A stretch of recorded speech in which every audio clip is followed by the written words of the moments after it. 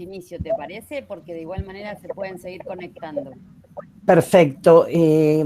¿Cómo sería acá la presentación? Chiqui, chiqui. Ahora yo Can you help presento. me, honey? Bueno, vamos a darle la bienvenida formal No, no. entonces. Muy buenas, muy buenas tardes a todo el equipo del Grupo de Recreación y Turismo en Conservación. Es un placer tenerlos en casa nuevamente. Como ya comenzamos a celebrar la semana pasada el mes del medio ambiente, que comenzamos con una charla también de Juan Manuel Andrés, que es del Grupo Gritec, donde dijimos, bueno, vamos a trabajar, a tematizar todo este mes y bueno, qué mejor que tener un conversatorio con este grupo, que es el que más sabe sobre el tema senderismo y que es un tema que a todos nos interesa tanto y nos conmueve tanto. Entonces, la idea de, en principio, agradecerle a todo el equipo, a Matilde, a Yusara, a Gabriela, a Daniel Paz Barreto, que no te había saludado, ¿cómo estás? Un placer tenerte de vuelta de casa, a Sandra, a Juan Manuel, a Gaby, a todo el equipo de grupo que realmente siempre están ávidos y motivados para contarnos todas las cosas lindas que se están haciendo en un tema que a todos nos gusta muchísimo, como lo es el tema del trabajo en las áreas protegidas y el trabajo en contacto con la naturaleza. Así que es un placer tenerlos en casa. Tienen un tema que es súper lindo, con mucha gente que seguramente se va a seguir conectando al conversatorio, así que yo no les quiero sacar tiempo, quiero dejarlos a ustedes a que se presenten, a que cuenten por ahí la metodología. La idea del conversatorio, un poco lo que planteó el equipo fue que hagan presentaciones los distintos docentes e investigadores del grupo y que después ustedes puedan ir interactuando con ellos a través del chat y se van a ir dando distintas preguntas y reflexiones en el grupo, pero me parece por ahí que está bueno que entre todo el equipo lo vayan coordinando y que se manejen libremente, como si fuera una clase, Matilde, porque te veo con ganas de seguir dando clase, me parece.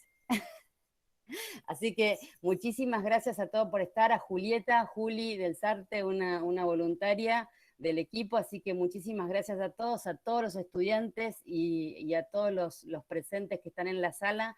Ahí se acaba de conectar la vicedecana, muchas gracias, la doctora Otero, muchas gracias por conectarse al conversatorio. Y lo lindo de estas actividades tiene que ver con esto, ¿no? Con que todos podemos opinar, todos podemos aprender siempre un poquito más y las reflexiones que siempre son mucho más nutritivas cuando todos damos nuestro punto de vista. Así que muchas gracias por estar acá y todo tuya la sala, Gritec. Muy bien. ¿Se ve? Ahí se está comenzando a presentar, Matilde. Bueno, Ahí se bueno, ve. bueno. Entonces empezamos. Bueno, primero agradecer a la Secretaría de Extensión por toda la organización de la Facultad de Turismo. Y bueno, a contarles que este es un trabajo de voluntariado universitario que se hizo entre la cooperativa CALF y la Universidad Nacional del Comahue. La idea es que vamos a hacer charlas de aproximadamente 10 minutos cada uno de los expositores y a posteriori, como dijo Gabriela, se van a abrir la discusión, las preguntas, lo que cada uno comente en el chat también. Nosotros nos basamos para este trabajo, que es el senderismo en conservación en el Parque Universitario Provincia del Monte, Universidad Nacional de Comahue, en un modelo que realizamos hace más de 10 años, que se llama el modelo Recreación y Turismo en Conservación, donde empezamos a mirar a la naturaleza desde otra perspectiva, ya no tanto como un lugar donde realizar las actividades, como un sustento, un sustrato, sino como un ser de derecho, con sus propias necesidades, más una mirada biocentrista que desde el punto de vista del ser humano. Y por lo tanto, en la recreación implica una gran responsabilidad, o sea, tiene que haber un disfrute, pero también ese disfrute tiene que ser conservando los sistemas naturales, en este caso nuestro área protegida universitaria, en particular en este contexto de pandemia donde se vio la importancia de los sistemas naturales sanos y robustos. Uy, dejé de compartir. Bien. Se ve perfecto, Matilde, ¿eh? Perfecto. Bueno, I don't see. Quienes participan son docentes e investigadores o investigadores de esta universidad y de otras universidades, como es la Universidad Nacional de Río Negro, y también gente que está en la gestión, en particular de áreas naturales protegidas. Y por el otro lado, justamente siendo un voluntariado, tuvimos voluntarias, de las cuales hoy va a participar una, de la misma manera que no todos los docentes investigadores que participan en este voluntariado van a exponer por una cuestión simplemente de número. Bueno, en este caso vamos a hablar del marco normativo y del bioma monte, y mi nombre es Matilde Encabo. Nosotros trabajamos en lo que es el Parque Universitario Provincia del Monte, que conforma, o sea, estamos dentro de la Argentina, en la provincia de Neuquén. La provincia de Neuquén hacia el este tiene el campus de la Universidad Nacional del Comahue, lintero con una ciudad que es la ciudad del Neuquén. Ese campus universitario, que son 90 hectáreas, tienen 72 hectáreas que son de un área natural protegida, que es el área natural protegida Parque Universitario Provincia del Monte. Este área protegida tiene un marco normativo, quiero ver para bajar, un marco normativo que es la ordenanza 714 del 2004, o sea, es una ordenanza que tiene ya 17 años. Es importante recordar que las ordenanzas se hacen en el Consejo Superior, donde están representados distintos claustros. Está el claustro de los no docentes, el claustro de los estudiantes y el claustro de los docentes, o sea, toda la comunidad educativa tiene injerencia en ese Consejo Superior. Entonces es allí donde se empieza a hablar a nivel del territorio de este área natural protegida, de estas 72 hectáreas que hablamos. El artículo 1 de esta ordenanza plantea que se tiene que formar una comisión interdisciplinaria para planificar el uso de ese territorio. Esto falta implementar. En el artículo 2 dice delimitar un espacio de conservación del ecosistema regional monte destinado a extensión, investigación y visitas públicas organizadas, y que esto sea debidamente georreferenciado. Esto sí se hizo y lo hicieron dos estudiantes en sendas tesis de grado, las licenciadas Macieres y Menicelli, que georreferenciaron todo el área protegida, y es donde todos nos basamos para referirnos a este área protegida de la universidad. Y por el otro lado, si bien primero se había dicho que se iba a denominar área natural protegida, finalmente quedó en el artículo 4 que iba a ser Parque Universitario Provincia del Monte, así que ese es su nombre, el nombre adecuado. Bueno, ¿por qué parque universitario? La palabra parque, así como hablamos de parques nacionales, está hablando, y el parque universitario nuestro, es un área natural protegida, urbana, porque está muy cercana a la ciudad de Neuquén, y está administrada por una universidad, la Universidad Nacional del Comahue.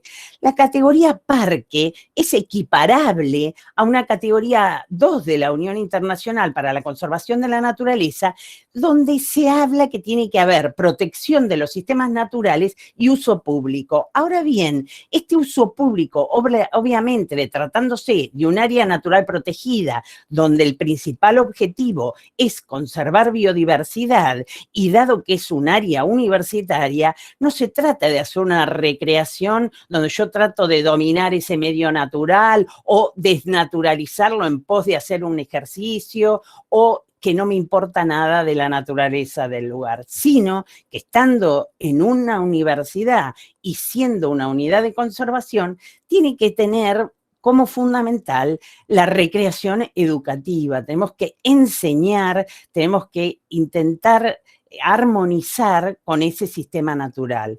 En particular, esto es importante, a partir del 5 de junio empieza el diseño de Naciones Unidas sobre la restauración de ecosistemas en este 5 de junio 2021 hasta el 2030, donde se habla de reimagina, recrea, restaura. Entonces, qué importante que la recreación en nuestro área natural protegida se ocupe de restaurar ese sistema natural.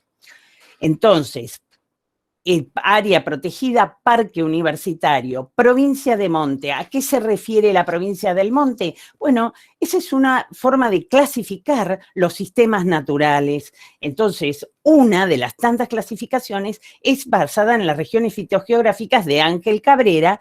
Entonces, esa es la provincia del Monte. El monte es lo que nos representa y se caracteriza por llanuras, mesetas, el borde de la meseta, que es la famosa barda neuquina. El clima es templado, árido, de muy escasas precipitaciones, entre 200, 250 precipitaciones anuales, y lo que caracteriza, a diferencia de otros sistemas naturales, no tiene árboles, sino que son arbustos, y lo que caracteriza es el género larrea, la jarilla.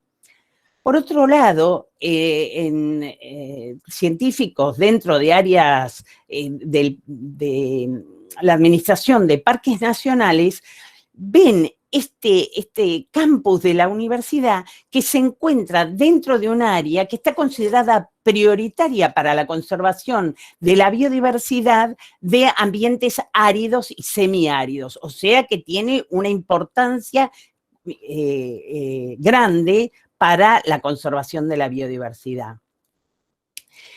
Bueno, estas son algunas de las especies que es importante que las vayamos conociendo, que nos vayamos interiorizando, porque tenemos una connotación cultural de menosprecio hacia estas especies. Por ejemplo, muchas veces los denominan como yuyos o como que son desordenadas, sucias, secas, cuando en verdad son especies sumamente bellas y que nos caracterizan, porque eso es nuestra identidad natural, o sea, eso es lo que nos identifica desde el punto de vista natural.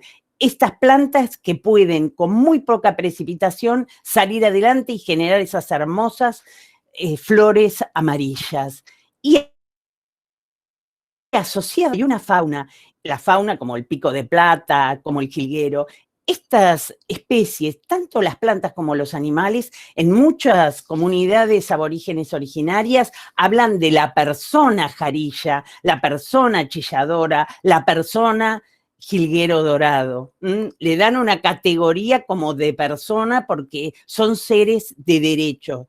Entonces, y esta fauna necesita sí o sí de la vegetación porque ahí es donde anida, ahí es donde se alimenta, ahí es donde se reproduce. Entonces, uno va de la mano de la otra. No voy a poder ver esta belleza si no dejo la otra belleza. Entonces, qué importante que es que cuando realicemos actividades recreativas como el senderismo, tengamos presente que hay otros seres que tienen derecho a los que debemos respetar. Entonces, en ese sentido es que nos planteamos el senderismo.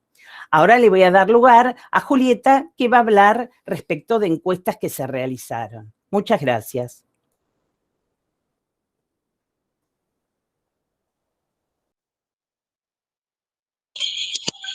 Bueno, ahí presento pantalla.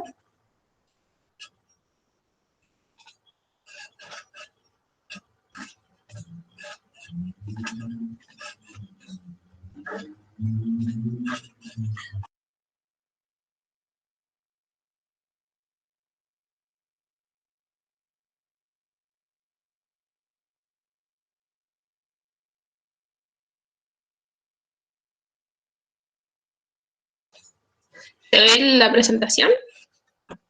Ahí está comenzando a presentarse, Julieta. Bueno.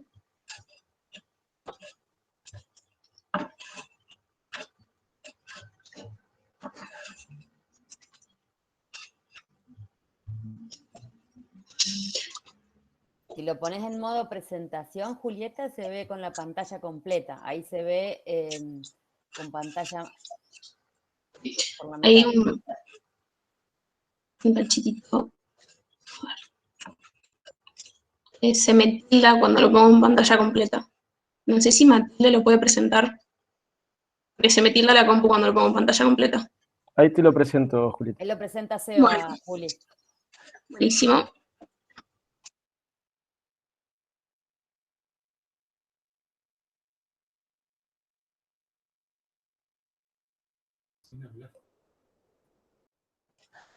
Gracias, Sebas. Gracias. Buenísimo, ahora sí. Bueno, primero buenas tardes a todos y todas. Yo voy a hablar más que nada sobre el trabajo de campo que realizamos con mis compañeras, que constó de realizar el recorrido que ustedes pueden ver en pantalla y que fue realizado a pie en 2 grupos de 4 voluntarias. Y se fueron realizando durante todos estos recorridos dentro del área diferentes encuestas cara a cara con los visitantes que se encontraban dentro del área. Las encuestas fueron realizadas más que nada en lo que es una franja horaria de 9 a 19 horas y contaron básicamente de preguntas abiertas a los diferentes visitantes que aceptaron respondernos, donde se consultaba, bueno, su género, edad, la razón y frecuencia más que nada de concurrencia al área y el conocimiento que tenían sobre el Parque Universitario Provincia del Monte. ¿Pasamos a la otra diapo?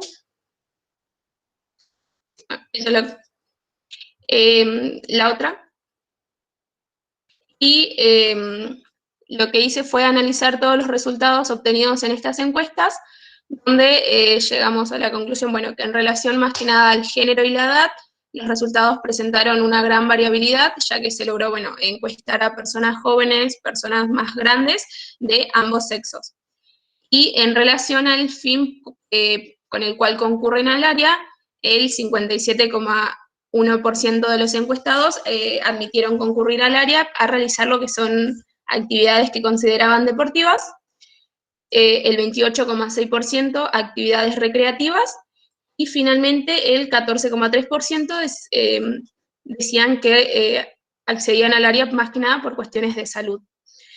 Y los visitantes que concurrían por razones de deportes y actividades recreativas sostenían que su frecuencia era igual o mayor a 2 veces por semana. Es decir, que concurrían varias veces en la semana al área. Después, para analizar las razones por las cuales elegían realizar actividades dentro del área, se analizaron todas las respuestas y se realizó una nube de palabras en base a las ideas que predominaban, las cuales eligen el área más que nada por la cercanía que tiene a la ciudad y a sus viviendas, la belleza que representa el área por su naturalidad también, y más que nada porque al ser un ambiente, está cerca, pero a la vez está en las afueras de la ciudad, era tranquilo y había silencio para poder realizar sus actividades. La otra diapo. Por otro lado, en relación a lo que son el conocimiento del área, dieron como, o sea, los datos dieron como resultado que el 85,7% de los visitantes encuestados tenían un conocimiento de que estaban realizando actividades dentro de lo que es el Parque Universitario Provincia del Monte, afirmando que sabían más que nada esto por la presencia de cartelerías que había en los diferentes ingresos al parque. Y después el resto de los encuestados consideraban que estaban dentro de tierras administradas por la Municipalidad de Neuquén. Y finalmente, en relación al conocimiento sobre la vegetación autóctona del bioma monte, se apreció un bajo nivel sobre el conocimiento de la misma, ya que solamente la mayoría o gran parte de los visitantes podían reconocer los alpatacos y la jarilla como parte de la vegetación autóctona, todo en palabra de ellos, siendo así que algunos les decían o los nombraban como los yuyos presentes en el área donde hacían deportes y recreación. Eso serían todos los resultados, y ahora le doy la palabra a Yusara. Bueno, gracias, Juli. Voy a pasar a presentar.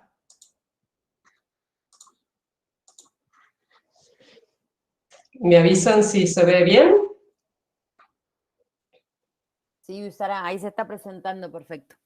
Bueno, bárbaro. Bueno, mi nombre es Yusara Mastrocola y les voy a presentar parte de lo que sería el patrimonio geológico y paleontológico dentro del Parque Universitario Provincia del Monte. Ahí estamos. Bien, ¿a qué nos referimos cuando hablamos de patrimonio geológico y paleontológico? Bueno, en principio son aquellos recursos naturales no renovables, que pueden ser formaciones geológicas, rocas, paisajes, yacimientos paleontológicos, que poseen un valor científico, un valor natural, cultural, paisajístico, educativo y obviamente recreativo, que es lo que nos convoca en el día de hoy. Y que todo ese contenido nos permite conocer, estudiar, interpretar y comprender la historia geológica de la Tierra sobre la que estamos trabajando. Entonces, vamos a presentar en la siguiente placa algunas características muy puntuales que se observan dentro del parque universitario. Como muy bien dijo Matilde, la primera geoforma que nos encontramos es las bardas, ¿no? Nuestra identidad natural. Y presenta algunas particularidades, como por ejemplo tienen un cierto desnivel hacia los valles fluviales. También aquí podemos observar una superposición de estratos que es fácilmente visible en cualquier punto dentro del parque, podemos ver esa superposición. Todo ese material que encontramos allí corresponden a rocas sedimentarias susceptibles a procesos erosivos. Entonces, principalmente a dos agentes que actúan fuertemente, como es el agua y el viento. También podemos observar más hacia el tope, es decir, hacia la parte, digamos, del frente de las bardas, algunos conglomerados cementados, que es lo que forman algunos aleros. Si por ahí hacemos una salida, podemos observar estos aleros que quedan sobre el frente de la barda. También podemos observar, como se ve en esa imagen, fuertes pendientes asociadas generalmente a una red de cañadones, drenajes y cárcavas. Y por último podemos mencionar también que esa roca sedimentaria es la que contiene el patrimonio paleontológico, ¿sí? Es la contenedora de fósiles. Entonces podemos decir que ante una cobertura vegetal relativamente escasa, estos suelos someros, es decir, poco profundos, y ante esta situación de fuertes pendientes, se combinan justamente para crear estas condiciones altamente erosivas. Según algunos estudios litoestratigráficos, estas bardas presentes allí en el parque universitario corresponden al grupo Neuquén, ¿sí?, del Cretácico superior. Esto habla obviamente de la cuenca neuquina, ¿sí? Según las palabras de Juan Keidel, que es un geólogo, él dice, fue el que dató, fue el que denominó a ese grupo Neuquén como estratos con dinosaurios, justamente, ¿no? Esas rocas como portadoras de estos materiales fósiles. Bien, ahora en el campus, es decir, en este parque universitario, encontramos dos formaciones geológicas que corresponden al subgrupo Río Colorado. Vamos a empezar por la más antigua, ¿sí?, que es la que se localiza prácticamente sobre la base de las bardas, que se llama Bajo de la Carpa. Tiene una antigüedad de entre 86 y 83 millones de años, y la interpretación que se hace sobre esta formación es que corresponden a depósitos de dunas e interdunas. Un poco más arriba, es decir, más modernas geológicamente hablando, encontramos la formación Anacleto. Tiene una antigüedad de entre 83 y 80 millones de años, y corresponde esta interpretación a esta formación a depósitos fluviales asociados obviamente a una planicie de inundación con alta energía. Ahora, ¿qué podemos interpretar de este paleoambiente tan importante, ¿no? Donde se combina la parte del patrimonio paleontológico como el patrimonio geológico? Bueno, allí un ambiente muy dinámico, ¿sí? Que responde con estaciones muy marcadas, ¿sí? Entre la estación seca y la estación húmeda. Las precipitaciones estaban concentradas principalmente en el verano, y por momentos habían como desbordes que inundaban gran parte del área. También podemos decir que en épocas de sequía, esto, lo que hoy sería el actual parque universitario y parte de lo que sería la ciudad de Neuquén, estaba de alguna manera representada por campos de dunas, ¿sí? Entre estos campos de dunas también se desarrollaron interdunas húmedas con algunas lagunas temporarias. ¿Por qué hacemos mención de esto? Bueno, porque justamente estas condiciones fueron propicias para que se desarrollara la vida. Es así que estas formas de vida, estas especies de fauna que vivieron en el Cretácico superior fue bastante amplia, ¿sí? Y esos procesos de fosilización que se dieron posterior al Cretácico superior fueron dejando todas estas evidencias en el área, y es un poco lo que nos permite de alguna manera saber y comprender quiénes fueron los que habitaron en tiempos geológicos pasados en esta tierra. Aquí lo que observamos es un perfil donde están representadas las dos formaciones geológicas más importantes que están presentes en el parque universitario, que es el Bajo de la Carpa, en esta formación de color más arena, ¿no? Más amarillito clarito, y sobre esa la formación Anacleto, que está en un color más marroncito, y por sobre ella se encuentran una serie de cantos rodados o rodados patagónicos que fueron depositados allí durante el Cuaternario, y se le asigna una antigüedad aproximada de 2 millones de años.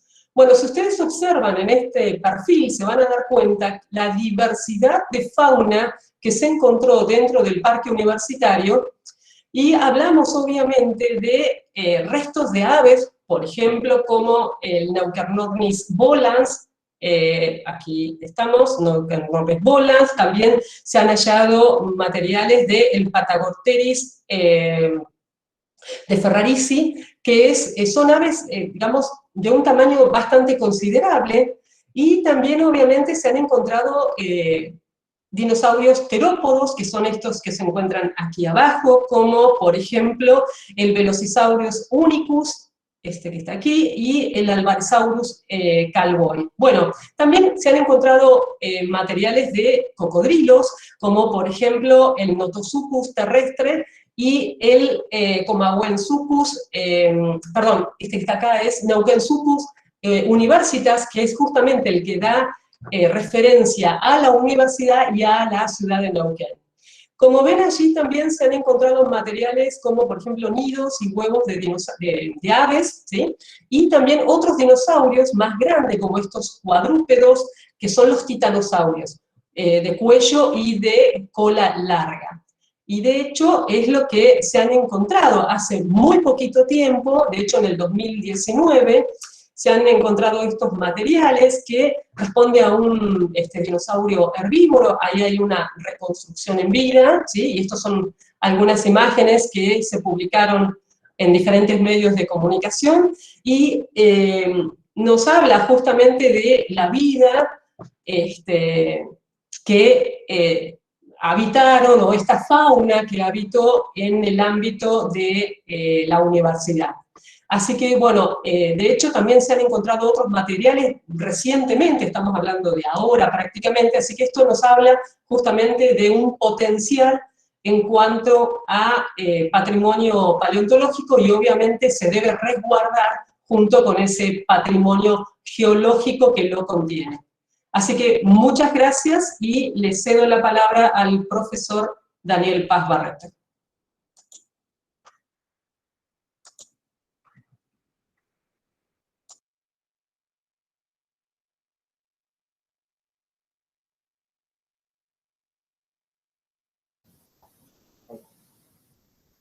escuchando poco.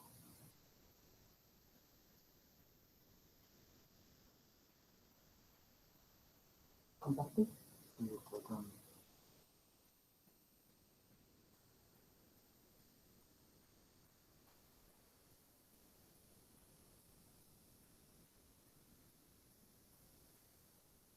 Ahí se está presentando, Daniel, ¿eh? ¿Listo? Sí, ahí se va. Si le pones presentación, como en formato de presentación, abajo que hay como una copita, ahí se ve perfecto. Bárbaro, gracias. Bueno, buenas tardes a todos. Gracias por la invitación. Me voy a quedar a vivir si me siguen invitando así. Bien.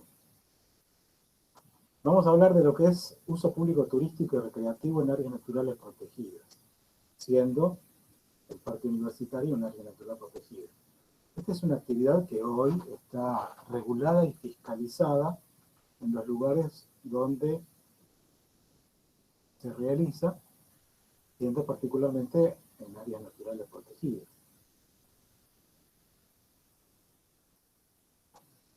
Hay un paradigma que nosotros consideramos seguir cuando hablamos de turismo en áreas naturales protegidas. Lo primero es la conservación, dado que justamente el objetivo principal de cada unidad de conservación es la biodiversidad presente y también el patrimonio cultural asociado, pero fundamentalmente la biodiversidad presente. Entonces, en una estrategia mundial de conservación, uno de los factores que lo componen son las áreas naturales protegidas. Hay otras, no es únicamente las áreas naturales protegidas, pero son espacios y a veces especies que han sido retiradas de la producción y se dedican a la conservación específicamente. Dentro de las áreas naturales protegidas ocurren actividades. Una de ellas es el uso público, lo que estamos los parqueros, que hablamos o lo mencionamos como uso público turístico recreativo. Dentro del uso público está el turismo y los visitantes. Como dije anteriormente, no es el único uso público en áreas naturales protegidas. Y el uso público recreativo o los visitantes son muy antiguos, incluso más antiguos que las áreas naturales protegidas, porque ocurrían en sitios sagrados, que posteriormente, por esas condiciones de ser un sitio sagrado, se fueron transformando en áreas naturales protegidas y particularmente deben ser las más antiguas. Muy bajos en cuenta. Particularmente deben ser las más antiguas áreas naturales protegidas que están basadas en sitios sagrados. Por ejemplo, nosotros tenemos acá en North Patagonia un sitio sagrado que es Chamnago, a los pies del área natural protegida meseta de Sumuncurá en Río Negro, que es obviamente previa a la declaración del área natural protegida, y básicamente tiene relación con los pueblos originarios y uno de los recursos principales para su subsistencia, que era el guanaco. Entonces se transformó en un sitio sagrado y llega a nuestros días ya dentro de un área natural protegida. Luego, el primer parque nacional considerado moderno, entre comillas, Yellowstone, creado en 1872 en Estados Unidos de Norteamérica, en la propia ley de creación determina los dos objetivos que tendrá ese territorio en el futuro, que son la conservación y la visitación. Y acá voy a hacer una salvedad con respecto a la denominación de parque nacional, porque en este momento, en estos días, esa denominación de parque nacional es la denominación de la categoría 2 que mencionó Matilde, de las 6 más 1 categorías de manejo reconocidas internacionalmente. La categoría 2 se la denomina entonces parque nacional, y en el mundo hoy tiene esas dos características: un espacio, territorio, dedicado a la conservación y a la visitación. Entonces, como les decía en la diapositiva anterior, en las áreas naturales protegidas podemos tener un uso extractivo y un uso no extractivo. El uso extractivo, algunos están vinculados a la recreación.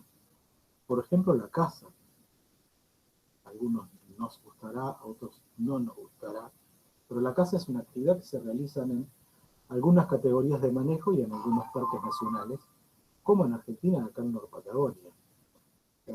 Lanín, Nahuel Huapi, tienen cotos de caza y es una actividad legal realizada, si se hace de forma legal, en un área natural protegida, o hay extracción de recursos, como áridos o forestal. La visitación se considera dentro de los usos no extractivos. Es muy frecuente que se considere cuando se habla de uso que no hay uso extractivo en las áreas naturales protegidas, pero hay categorías de manejo que lo contemplan, e insisto, son los dos tipos de uso que encontramos en áreas naturales protegidas. Es más, en toda esta carrera por proteger determinados porcentajes de la tierra dentro de los espacios protegidos, en los últimos tiempos, las categorías que más número tienen, que más han crecido el número, son las que se consideran de menos protección y que tienen explotación de recursos, a diferencia de las de mayor protección, como áreas estrictas, monumentos, parques, etc. Luego, si bajamos a lo chiquito chiquito, nosotros tenemos que ver qué es lo que hacen los visitantes, cuáles son sus intereses y cuáles son los, entre comillas, riesgos posibles. Si vemos en esta foto que es un grupo de turistas extranjeros visitando un área natural protegida en la cordillera, si prestamos atención en esa visitante, vemos que está prestando atención a algo que vio del otro lado de la barrera, que se utiliza la barrera por algún motivo. Y vemos que tuvo la osadía de cruzar esa barrera porque la atrae algo. Lo que la atrae son estas orquídeas. Entonces, toda actividad de visitación en un área natural protegida tiene que tener normativas, algunas con un mensaje directo de poner una barrera, que como vemos puede no ser suficiente, el mensaje de no tenés que salir de aquí. Por eso se establecen normas. Y en parques nacionales, que vamos a tomar como ejemplo porque es un organismo que tiene muchísimos años y en esos años ha reglamentado casi todo, tiene normas para lo que se nos ocurra. Vamos a tomar como ejemplo de una página web de Nahuel Huapi, por ejemplo, y vamos a encontrar que hay un régimen general, que es desde donde se va a desprender todo el resto de la normativa, la ley de parques nacionales, que es la 22.351 del 80, de la época de la dictadura, y después se van sumando en lo que llamamos pirámide jurídica una serie de normativas que no pueden desconocer la principal, que es la ley marco. Después tenemos una normativa que tiene que ver con conservación y gestión ambiental, reglamento de caza deportiva, reglamento forestal, ley de protección del patrimonio arqueológico y paleontológico, el reglamento para la explotación de canteras, etc., y las de evaluación de impacto ambiental. Son diferentes títulos para orientarnos en lo que es una norma, una reglamentación de actividades en áreas naturales protegidas. Obras. Yo tengo visitación, tengo que tener, por ejemplo, normas para la ejecución, ocupación del suelo y el uso de las construcciones, o el reglamento de la construcción de muelles y embarcaderos, de la propiedad privada. En la categoría de reserva nacional tenemos propiedades privadas, o en senderos, que es el objeto de este conversatorio. Solo puse en esta diapo estas disposiciones sobre la clasificación de dificultad de los senderos y circuitos del Parque Nacional Nahuel Huapi, pero hay muchas más de aplicación en forma general para todo el Sistema Nacional de Áreas Naturales Protegidas y también para cada unidad de conservación en forma individual. Pero las normas, si no se fiscaliza, son inútiles, lamentablemente. Ya vimos que los usos y costumbres pueden llevar a que un visitante, en algo tan simple como pasar una barrera para observar, ya que no arrancar una planta de características tan bellas como orquídeas. Entonces se hace necesario contar con fiscalización. La fiscalización, en el caso de parques nacionales, lo hace el cuerpo de guardaparques nacionales. Si habláramos de Neuquén, hay un cuerpo de guardaparques provinciales, provincia de Río Negro, de guardas ambientales. en la provincia de Neuquén se suma otro cuerpo, que son los guardafaunas, incluso más numerosos que los guardaparques provinciales. Ese es un personal que tiene dentro de sus funciones el control y fiscalización. Puse esta foto antigua y con el arma. ¿Por qué? Todos están con cara adusta, los compañeros que están en esa foto. En esa época, tiene sus años, podía ser que el guardaparque fuera una persona adusta y que fuera consciente de sus competencias de control y fiscalización. Pero con el visitante, obviamente, no tiene que ser de esas características la relación del personal que tiene las funciones de control y fiscalización y un visitante que quiere recrear en paz. Entonces, cada área natural protegida e incluso áreas naturales protegidas universitarias cuentan con un personal que hace atención al visitante, educación ambiental y fiscalización, entre otras tareas. Por ejemplo, el Parque Universitario de Orcomolle de la Universidad Nacional de Tucumán tiene un cuerpo de guardaparques universitarios. La figura del guardaparque en Argentina es bastante diversa y muy rica. Bueno, y con eso finalizamos. Dejo de presentar y le doy paso al siguiente expositor. Bueno, voy a compartir pantalla. Hola, ¿cómo están? A todos y todas. Sandra. ¿Sería Sí. Luis, Sandra? Sigo yo en el orden. Perdón. Bueno, ¿cómo les va? Buenas tardes, gracias. Voy a presentar ahora.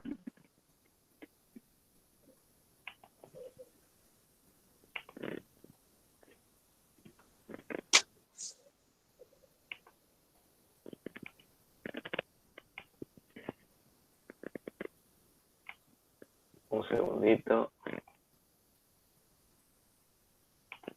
Te sorprendí, Luis. Sí.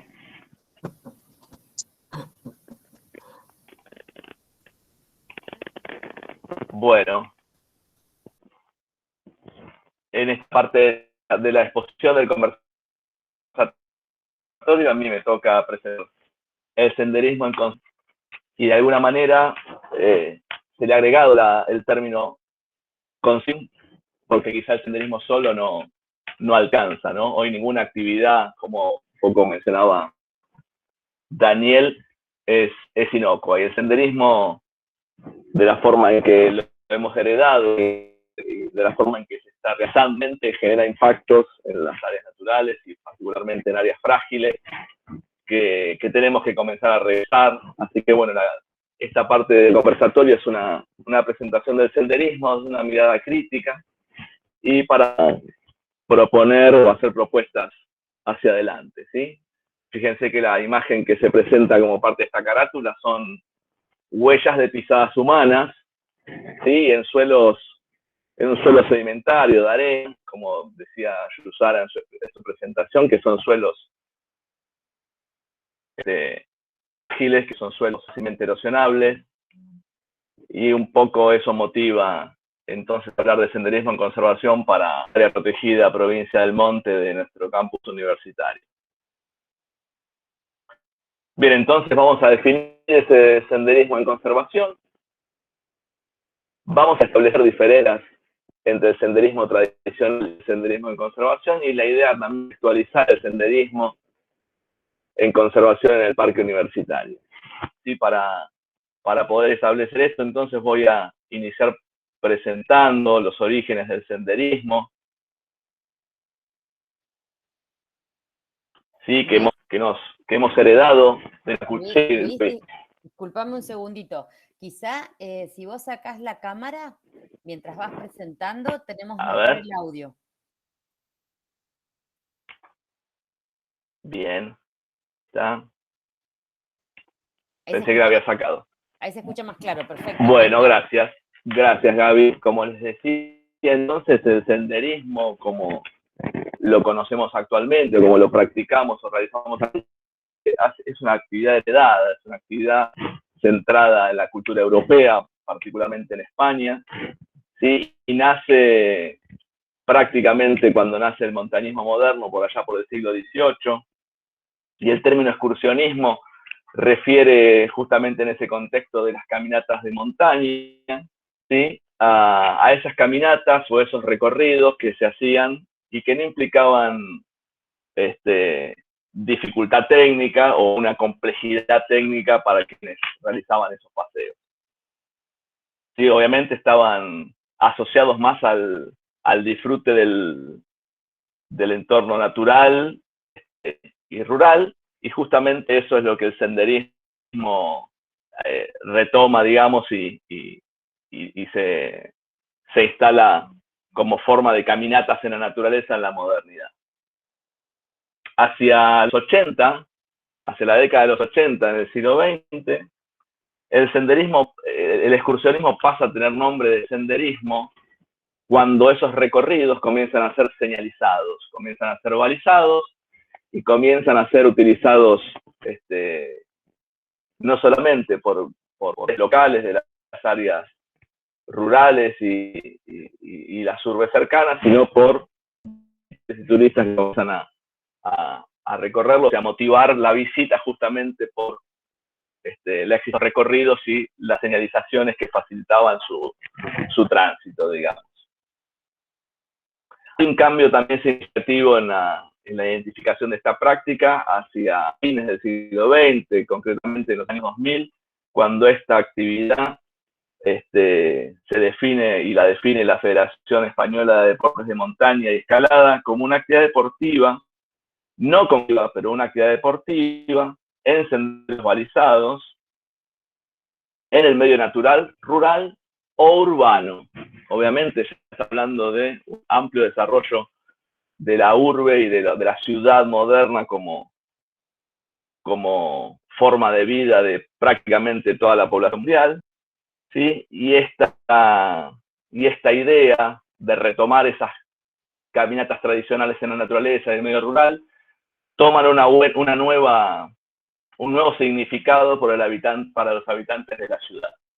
¿Sí? No solamente hay senderos entonces en áreas naturales lejanas o en ámbitos rurales, sino también se comienza a realizar estas caminatas en naturales de las ciudades como el campus de la Universidad del Área Protegida de Provincia del Monte. Lo importante aquí es resaltar esta cuestión, que es que se define como una actividad deportiva el senderismo, y de alguna manera eso le da paso al uso que actualmente observamos o se puede reconocer como senderismo. Hoy en la actualidad observamos esto, una actividad masiva y diversificado hacia una cuestión híbrida que tiene que ver no solamente con las caminatas, sino también con las competencias de carreras, el running como se conoce, y eso de alguna manera entra en contradicción, si se quiere, con la motivación original, que era esta cuestión de disfrutar y realizar el valor patrimonial, tanto natural como cultural, de los senderos ancestrales. Sí, en la actualidad tenemos esa caracterización y sobre todo la masividad o el auge de esta práctica por gran parte de la población, y bueno, obviamente los impactos que genera si se lo realiza de esa forma. Otro dato significativo es que los senderos, no solamente a partir de los años 2000, son senderos señalados o balizados para definirse como práctica de senderismo, sino que esos senderos también son homologados. ¿Sí? ¿Qué significa homologados? Federaciones de Montaña Española de alguna manera estandarizan para cumplir con exigencias de trazado y señalización de los senderos.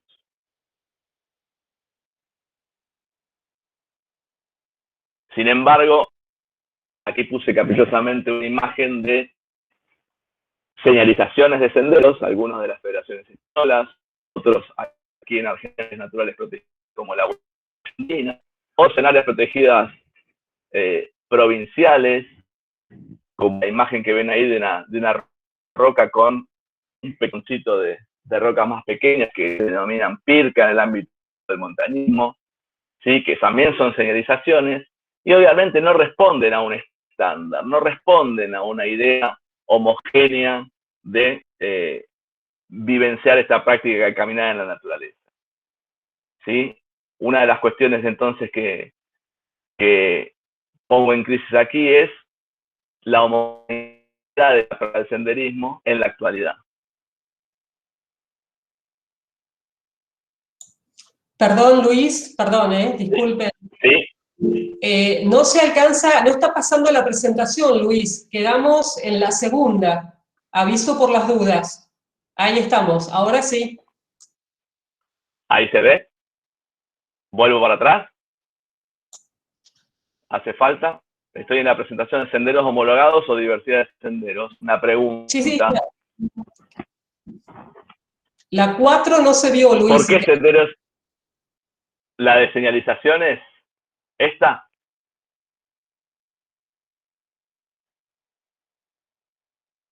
Susana. Se sigue viendo senderos homologados o diversidad de senderos. Bueno, dejo esa porque es donde quiero hacer énfasis ahora, gracias Juan. Y la pregunta, ¿sendero homologado necesitamos o necesitamos respetar la diversidad de senderos o la diversidad de opciones que hay? Ahí presento entonces caminatas en el Calafate, en el glaciar Perito Moreno, caminatas en una pradera de montaña, caminatas en la orilla de un lago glaciar, caminatas en el Parque Universitario Provincia del Monte, caminatas en pedreros. ¿Qué significa eso? ¿Podemos homologar los senderos en términos de un estándar de señalización? ¿O en realidad tenemos que, de alguna manera, determinar el sendero o el tipo de senderismo según el ambiente donde se realiza, y más si es un área protegida, digamos, como estamos poniendo aquí en red el campus de la universidad?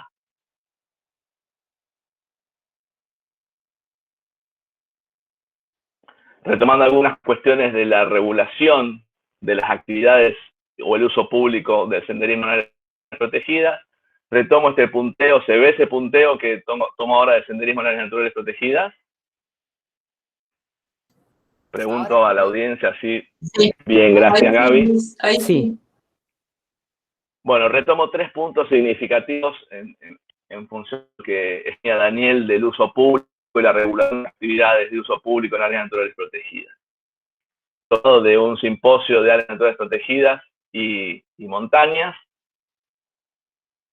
Y son tres punteos importantes para pensar también el senderismo asociado a la conservación, que es el siguiente. El senderismo debe ser respetuoso con la naturaleza. Entonces la naturaleza no es un escenario, un campo deportivo, sino que es un patrimonio natural que debemos respetar quienes visitamos esas áreas para realizar actividades. Entonces la señalización de los senderos es un instrumento de ordenamiento del uso público. Por otro lado, como decía Daniel, implica la posibilidad de regular a los visitantes en territorios especialmente frágiles. Generalmente las áreas naturales protegidas conservan biodiversidad y puntualmente y muchas veces biodiversidad que se encuentra en peligro o que es vulnerable al uso indiscriminado, digamos, ¿no? O al uso desordenado de alguna manera. Y por otro lado, asociando la idea de señalar senderos, de ordenar esos senderos, en esa señalación de senderos, como veamos antes, o no sé si vieron antes, pero como puede ser el hecho de los senderos o la cartelería de huella andina, a esa señalización es importante, ordenable, incorporar información interpretativa y educativa que aporte a la conservación, que aporte a la seguridad de la visita y que aporte conocimiento fundamentalmente de la biodiversidad y el patrimonio natural que se protege.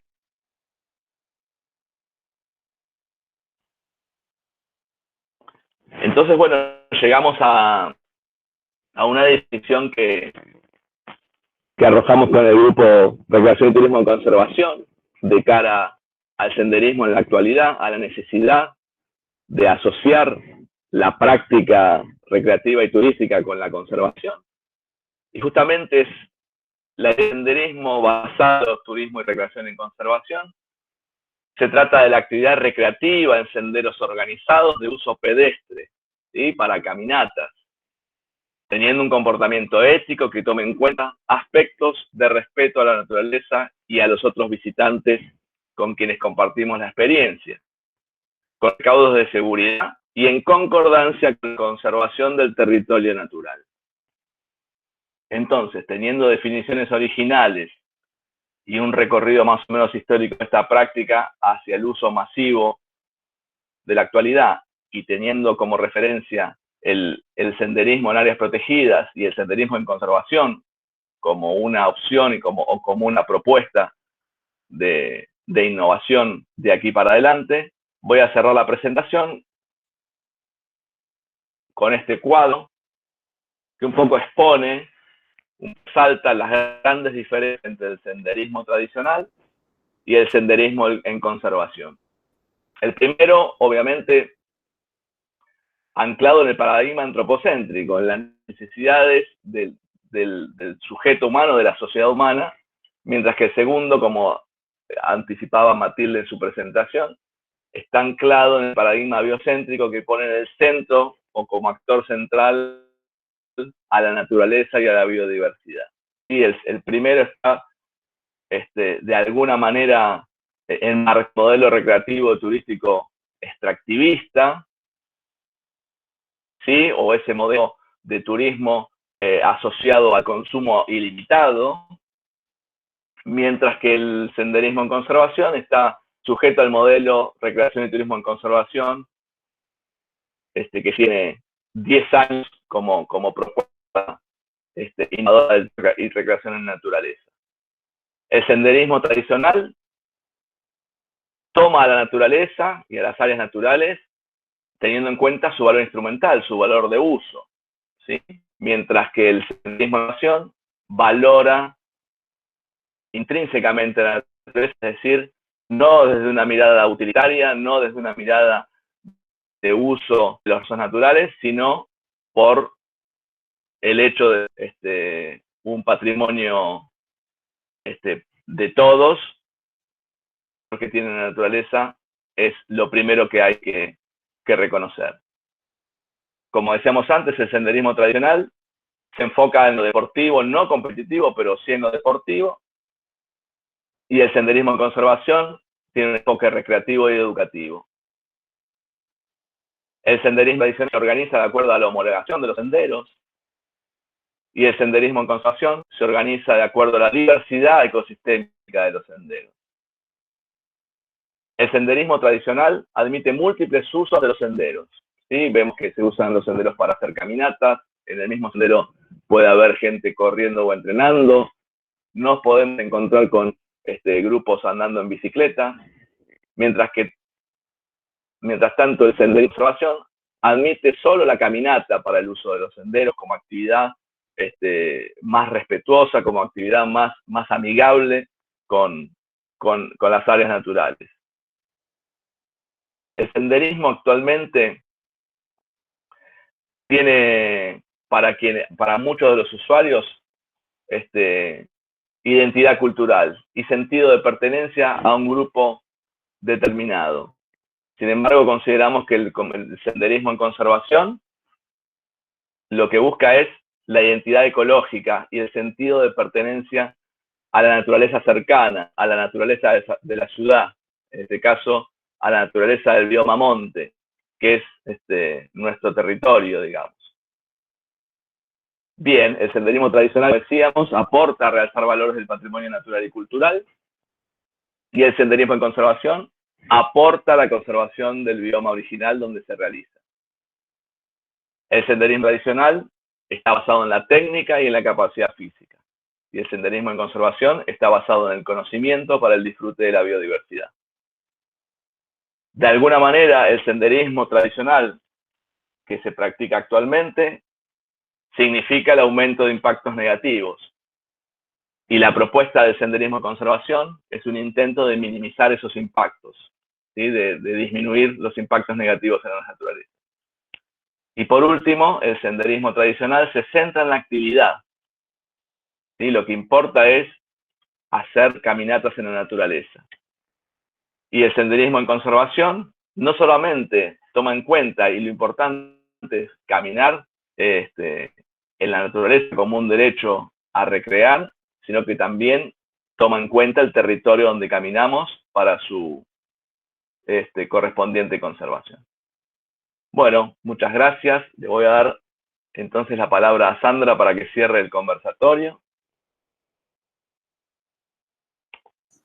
Bueno, ahora sí, muchas gracias, Luis. Disculpen, posición adelantada antes.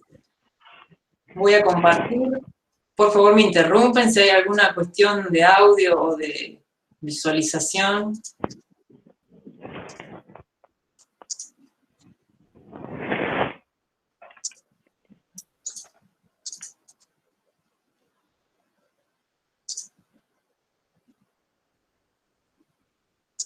Ahí ya se está presentando, Sandra, perfectamente.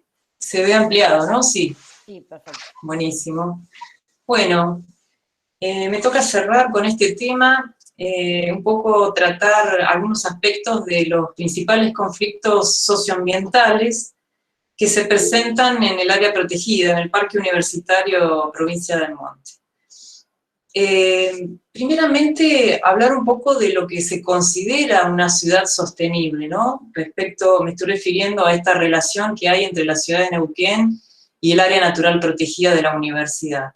Una ciudad que se dice sostenible debe proporcionar entornos saludables para la recreación pública, a la vez que beneficia la conservación y el mantenimiento de sus ecosistemas naturales, ya sea espacios naturales urbanos, pero también los periurbanos. En el caso de nuestra área natural protegida, se encuentra en una localización que, por un lado, se considera privilegiada, porque justamente tiene el ciudadano de Neuquén, tiene la posibilidad de tener un espacio natural para disfrutar y para recrear muy cercano a su residencia. Pero por el otro lado, esa misma cercanía a la ciudad juega en contra, porque está limitada, está en contacto con ese sector de Neuquén que ha tenido la mayor expansión en los últimos 20 años, y de una manera, desde una visión mercantilista, es decir, se han diezmado los espacios naturales públicos, yendo en contra de la posibilidad de disfrute de naturaleza, en una situación igualitaria para todos y todas, y además esta presión que ejerce la ciudad sobre el área natural protegida ha incentivado el deterioro de su ecosistema.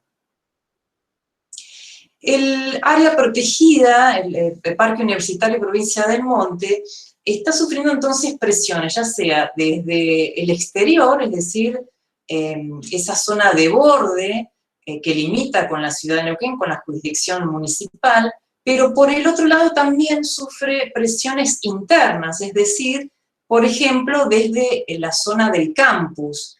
Estas zonas de borde en general son las zonas de mayor conflicto ambiental que tienen en general las áreas protegidas. Pero en este caso, lo que llama la atención es que el propio campus de la universidad, que debería funcionar al estilo de una zona de amortiguación para disminuir un poco la posibilidad de ese impacto, muy por el contrario, tiene un desarrollo de construcciones o de infraestructura un poco compleja que limita exactamente donde comienza el área, el espacio, la superficie de área protegida. Y por otro lado también desde adentro sufre usos recreativos desordenados. Todo esto se conjuga para dar una zona, un área con fuertes impactos.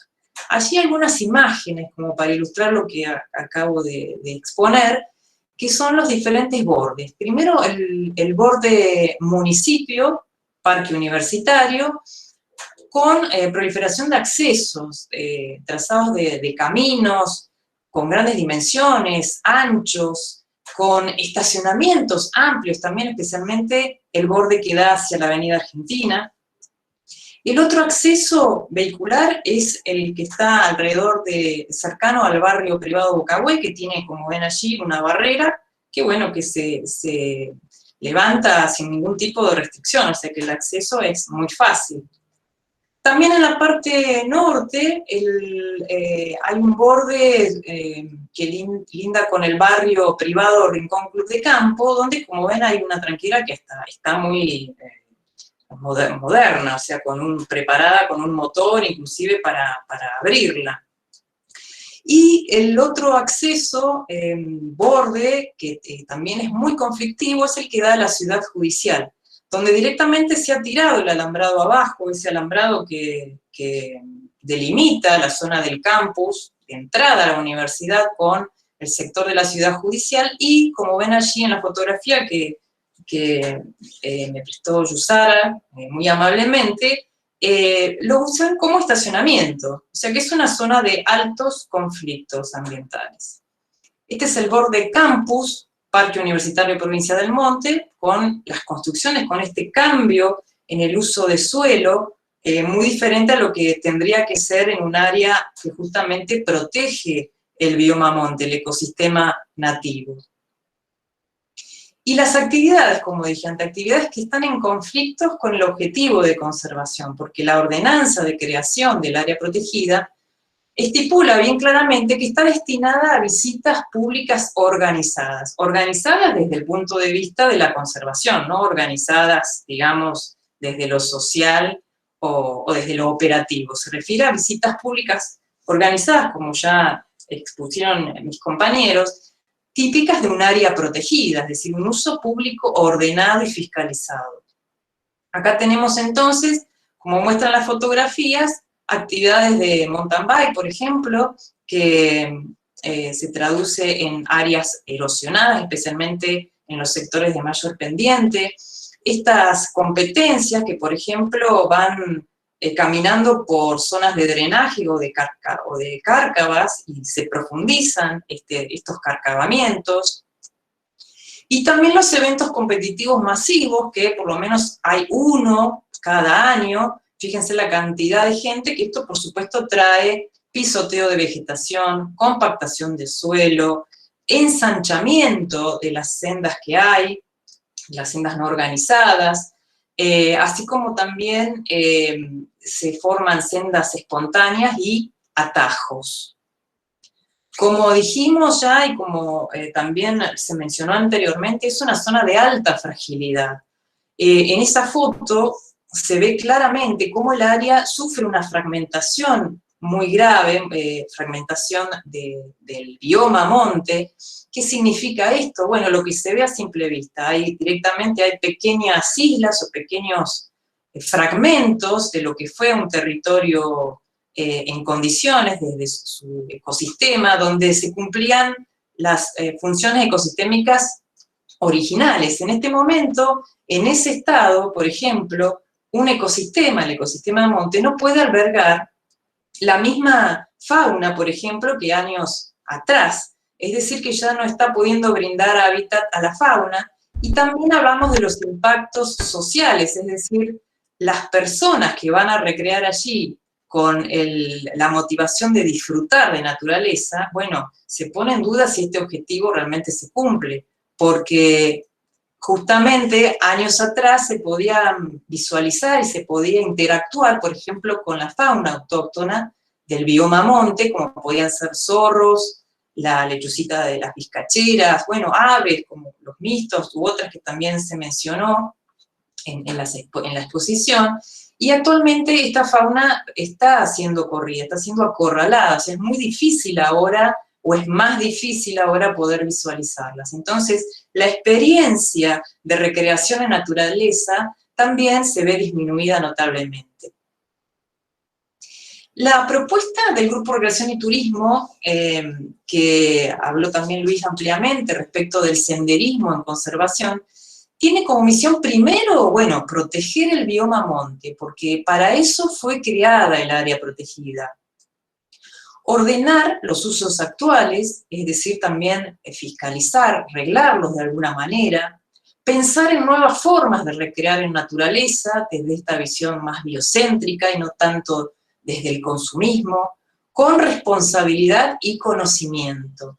Responsabilidad porque sabemos que nuestras acciones no son inocuas en el medio, entonces saber qué efecto causan las acciones sobre este área protegida. Y por último, el código de ética. Este código se empezó a elaborar con este fin también de conjugar una serie de reglas o de valores también, de condiciones en las que se tendría que desarrollar el senderismo en conservación un poco para lo que también se dijo al principio, que es restaurar y recuperar el bioma monte.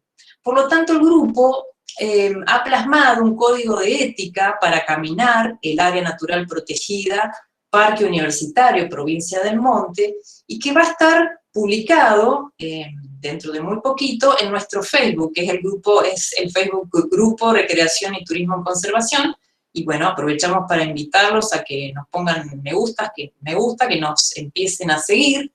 Entonces allí va a estar el código para que todos los interesados puedan leerlo y por supuesto puedan aportar. Consideramos que esto tiene que ser una construcción colectiva de aquellos que están motivados y que están interesados por recuperar y por mantener el bioma monte en nuestra área protegida.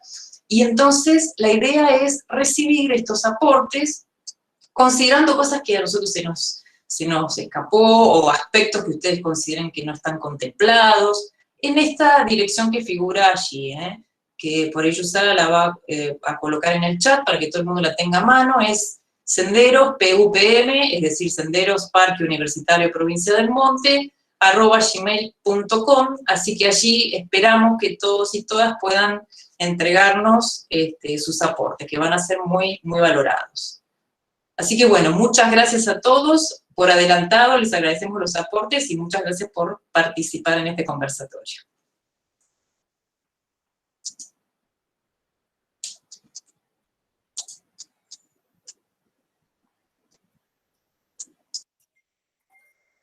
Sandra, Matilde, Daniel, Yusara, a Luis, a todos, muchísimas gracias, que nos mantuvieron a todos ahí escuchándolos atentamente. Muchas gracias por todo lo plasmado. No sé si quieren que abramos el espacio para preguntas. Yo estuve chequeando el chat, igual también Matilde veía que lo iba leyendo siempre, porque viste que me quiere sacar el lugar, entonces Matilde...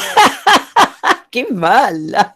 No, la idea me parece que sería... hay varios comentarios interesantes. Bueno, ahí Lupe plantea que es muy bueno lo del código de ética, y Usara les recuerda el correo donde podemos mandar los aportes al sendero del parque, que es senderospupm@gmail.com. Claudia Mansur, hola Claudia, dice, muy interesante lo que contaron sobre el área protegida, desconocía la misma. Claudia, para los que no la conocen, es graduada de nuestra facultad y hace muchos años trabaja en el Sistema Nacional de Parques Nacionales. María Laura Bastos, muy buenas las presentaciones, gracias. Mirna, muchísimas gracias, súper interesante y seguramente estaré contactándome en lo inmediato. Carola pregunta, ¿hay alguna bibliografía a la cual podamos acceder? Contesto. Carola, Carola y todos, nosotros hicimos un primer avance de este código que lo hicimos entre nosotros. En el mismo pusimos bibliografía que tiene que ver con el Parque Universitario Provincia del Monte y tiene que ver con el senderismo y códigos de ética, así que incluso tratamos de poner también no solo la bibliografía, sino un enlace, así que ahí hay información. Aprovecho un minutito para decir algo que no quiero descuidar, agradecer a la gente de Administración 2, a Magdalena Perini, que esto pasó de largo, que gracias a que Julieta los invitó, los estudiantes de la materia están participando. Y después comentar que Claudia Mansur puso respetuoso con la naturaleza y con las comunidades por los que atraviesa, pueblos originarios, propiedades privadas. Esto nosotros en el código no lo contemplamos, si bien es muy válido el aporte, porque en este caso se trata de las tierras de la universidad, entonces ya tiene un dueño, digamos, no habría otras comunidades, ¿no? Ahí alguien ha levantado la mano, pero no sé quién. Sí, Norma Lucero. Norma, si tenés para habilitar el micrófono. ¿Cómo estás, Norma? Qué bueno que estés Bien, acá. ¿y vos cómo andás, nena? Muy Me alegro bien. que estés bien. Buenas tardes a todos. Pertenezco a un pueblo originario, soy la Gamaxu de la comunidad Lucero Pichinau, del pueblo Guenenaquena, de acá de la provincia del Neuquén. Estamos justo dentro de un área protegida, que es muy importante esto que están diciendo, y yo lo que preguntaba en un mensajito hace un rato, ¿qué pasa y a dónde nos podemos dirigir cuando estos códigos de ética y esta reglamentación no se cumplen? Porque nosotros como pueblos originarios, que bien se dijo acá, que somos la base de los cuidados y que convivimos y conocemos ese monte, como dijo la señora, que es las plantas autóctonas, que nosotros no solamente lo vemos como un yuyito, sino como plantas medicinales, porque nosotros las usamos, algunas para medicina, otras para teñido, para distintos funcionamientos, y que nosotros queremos cuidarlo. A nosotros dentro del área protegida de acá de Laucamahuida tenemos este gran problema que no nos integran como pueblo originario y nos dan la facilidad de podernos hacer cargo y de poder concientizar a la sociedad con respecto a la unión que se hace desde los comienzos de los pueblos originarios a lo que es hoy actual y se está queriendo cuidar.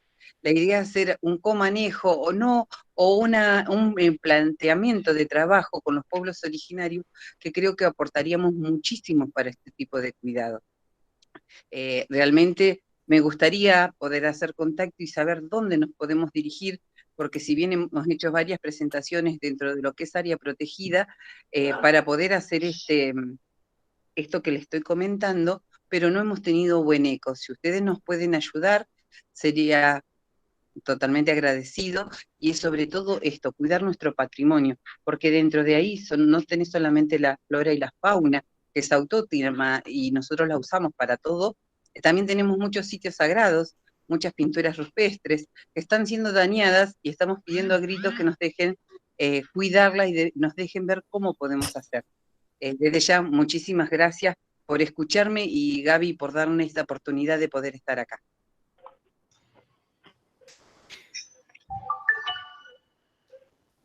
Nos excede un poco porque ya sería otros organismos y otras problemáticas. Ahora, nosotros creemos que si logramos tomar una fuerza en el área protegida, Parque Universitario Provincia del Monte, y lograr que la comunidad se mueva en este sentido, creo, como dice una persona acá, que en este caso de Río Negro, como que se podría replicar esto en otros puntos. Entonces, yo creo que fortaleciendo uno se fortalece el resto, así que esa sería una ayuda en algún lugar que podríamos dar, y por ahí, bueno, así como nosotros hacemos un código de ética para el senderismo o los caminatas en el área protegida, tal vez se pueda hacer algún código de la temática que Norma plantee, ¿no?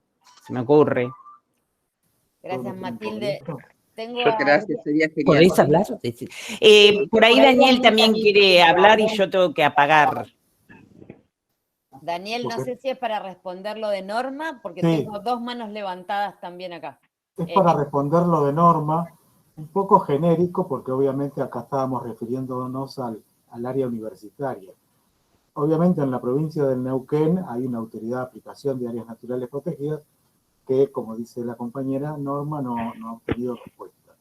De cualquier manera, lo que yo quisiera decir es que los paradigmas de áreas naturales protegidas han evolucionado. Nacieron desplazando los pobladores originarios, y eso ya, aunque siguen iniciativas en algunos lugares del mundo continuando esas actitudes, ya no corre más. Lo que ocurre es lo que estábamos hablando de reconocer a los pueblos originarios y sumarlos en la gestión. Lo que ocurre es que son políticas nacionales que deberían estar ocurriendo, por ejemplo, en toda América Latina. Cada uno de nuestros países debería reconocerse como un país plurinacional. Argentina tiene varias naciones dentro. Entonces, tendríamos que ir un poco más atrás para poder reconocer que las áreas naturales protegidas tienen que volver a barajar y dar de nuevo en lo que sería la conservación y la relación con los pueblos originarios. Nada más esto. Gracias, Daniel. Adriana, tenés la palabra. A ver si saco mi cámara. Ahí está. Bueno, muchas gracias por el conversatorio, la verdad, lo disfruté mucho. Quería preguntarles algo, si alguna vez como grupo se lo había... porque esto lo digo a partir de algo que dijo Luis, en el sentido de que, ¿qué opinión tienen ustedes con relación a la categoría de manejo de este lugar?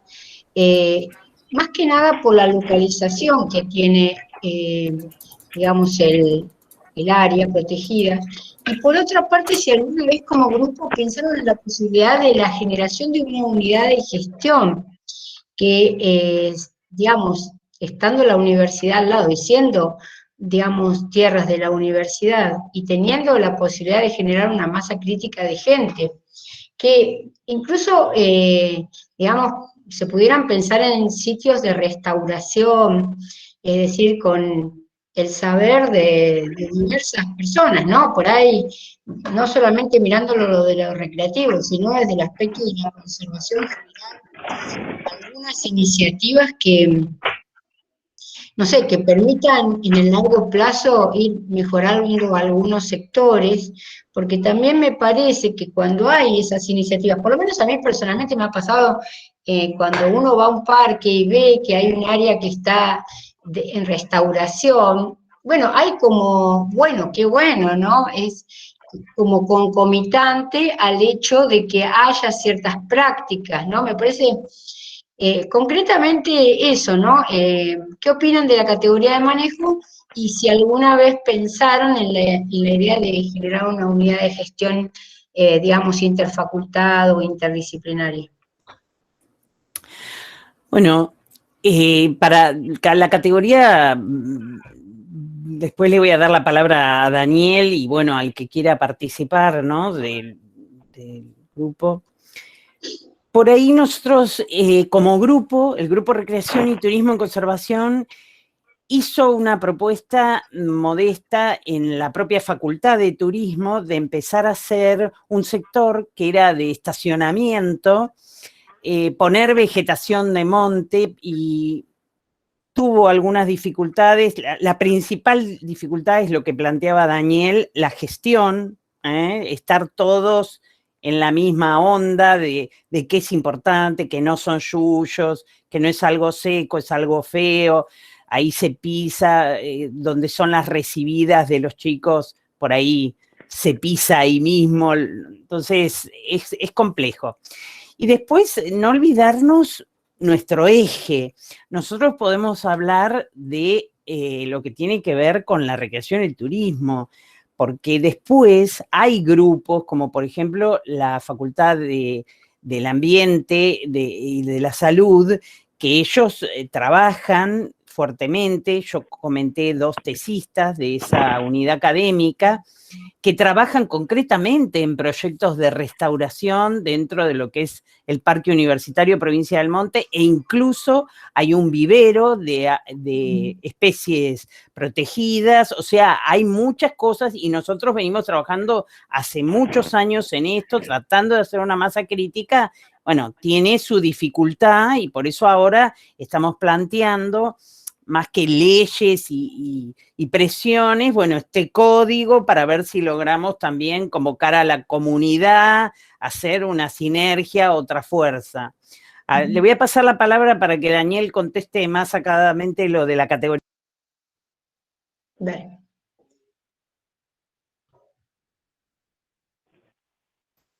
Hola Adriana, ¿cómo estás? ¿Cómo está, Daniel? Tanto tiempo. Un gusto. Mirá, esto de las categorías de manejo que se utilizan a nivel internacional y su aplicación en reservas urbanas, porque el caso el que nos ocupa ahora es una reserva urbana más que un área protegida terrestre, por sus dimensiones y por dónde está ubicada, directamente vinculada a un ambiente urbano. Todas esas áreas protegidas están adquiriendo cada vez mayor relevancia en esta intención de incrementar la superficie mundial de áreas naturales protegidas. Pero se empieza a complejizar cuando querés aplicar las categorías de manejo consideradas internacionalmente por una cuestión de superficie. De cualquier manera se puede hacer porque en esta área en particular, yo, por lo que hemos estado viendo en el grupo, tiene justamente esas dos características: conservar una muestra del bioma monte y la recreación. Incluso lo que presentó sobre los usos la alumna al principio, la recreación era importante, aunque una parte de ella fuera salir a correr. La cuestión es que, justamente en lo que decías vos y lo que decía Matilde, con respecto a la gestión, hay que orientar el uso. Evidentemente la universidad tendrá que tomar la decisión de cómo llevar adelante la gestión. Obviamente el área de conocimiento para llevar adelante esa gestión en la universidad la tiene. Está dispersa, pero está. Por lo tanto, no debería ser muy difícil organizarlo, y luego sí que tengan en claro cuáles son los objetivos del lugar. Yo creo que lo de conservar el bioma monte ya debería ser una responsabilidad universitaria reconocida por ser una casa de estudios. Y luego la recreación también, porque es un derecho, incluso por el lugar en donde está ubicada esta área natural protegida. Así que creo que, volviendo a la categoría de manejo, que sea parque, me parece que estaría bien, aunque esté floja y renga en el sentido de la superficie. Supuestamente un área natural protegida tiene que tener una superficie suficiente como para albergar un ecosistema funcionando con todos sus procesos.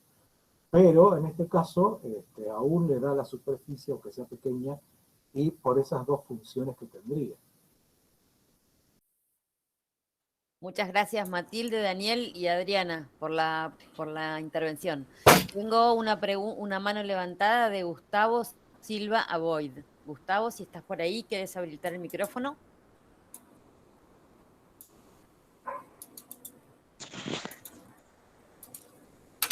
Ahí te escuchamos. Hola, ¿ahí me escuchan? Sí, te escuchamos perfecto. Ah, bueno, era en realidad por un comentario que se había hecho hace un ratito.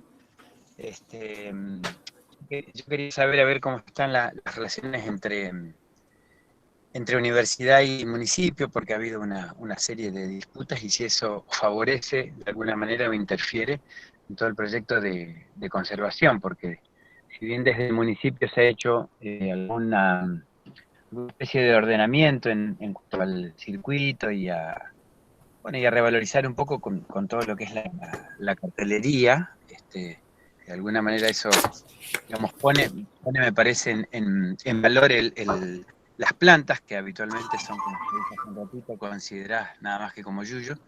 Quería saber a ver qué es lo que, digamos, cómo está esa situación. Bueno, y de paso saludar a Luis, que soy un alumno de él del curso de trekking. Hola, Gus. Justo Yusara puso algo, no sé, en el Facebook, si querés comentar, Yu, o... No. Hola, me agarraste, me sorprendiste, Matilde. Porque justo pusiste algo del... Bueno, sí, por ahí puedo comentar, darte el pie y vos completás después.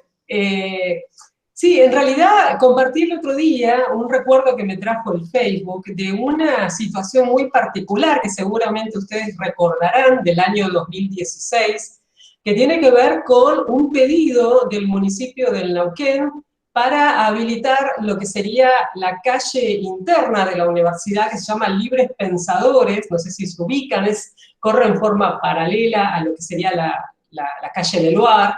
Y bueno, en ese momento, obviamente, es una calle interna, o sea, estamos hablando de una calle que corresponde a la universidad, y el pedido era expresamente para que fuera una calle pública, ¿sí? Para que, obviamente, imagínense, todo lo que sería ese ir y venir de vehículos, lo veríamos de alguna manera al lado de nuestra casa, ¿se entiende? Porque la facultad nuestra, como otras facultades, están con ese borde de lo que sería la calle interna. Así que bueno, generó así como una serie de resistencia también desde el cuerpo digamos, de la comunidad educativa, porque de alguna manera era una fuerte presión, fue un ámbito también de disputa, un ámbito de debate, y bueno, donde corrían de alguna manera muchos intereses privados sobre tierras de la universidad. Entonces, bueno, finalmente eso no se llevó a cabo, pero bueno, te dejo, Matilde, la otra parte para que cierres, si querés, desde el ámbito, ¿no?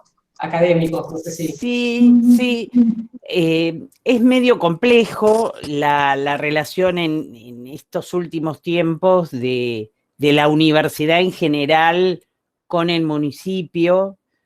No estamos muy en sintonía por estas épocas, pero bueno, siempre se siguen igual haciendo trabajos. De hecho, hay gente incluso trabajando en el municipio, así que seguramente mejorará.